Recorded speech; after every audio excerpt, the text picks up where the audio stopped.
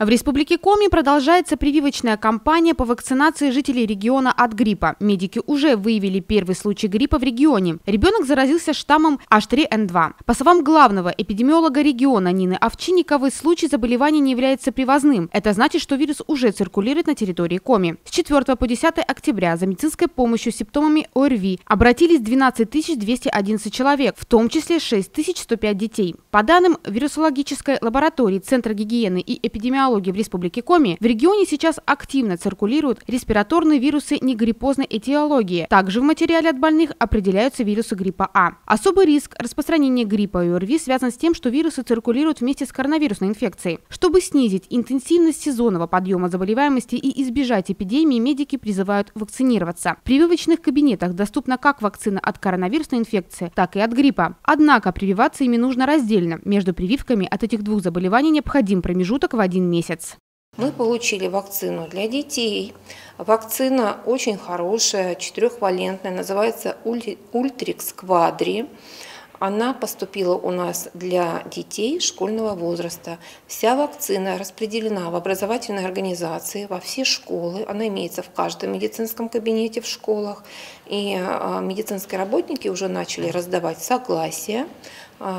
Либо уже некоторые стали уже и прививать, уже получили согласие от родителей и начали прививать. Почему мы начали со школьников? Потому что это та категория детей, которая имеет наибольший круг общения, в отличие от садовых детей. Школьники, конечно, кроме своего класса, еще и контактируют в образовательных организациях по доп. Образованию, занимаются спортом, да, и они как раз в первую очередь и вовлекаются в эпидемический процесс и заражают уже своих младших братьев и сестер. Поэтому в первую очередь, конечно, нам нужно защитить детей школьного возраста. Мы получили вакцину для взрослых, она есть в прививочном кабинете первой поликлиники. Вакцина называется Совигрипп.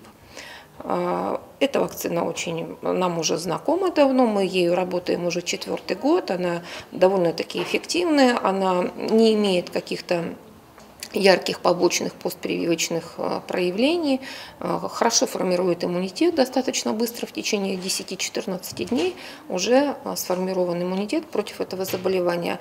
То есть мы сейчас работаем на 2 глобальные прививочные кампании. Это ковидная и гриппозная.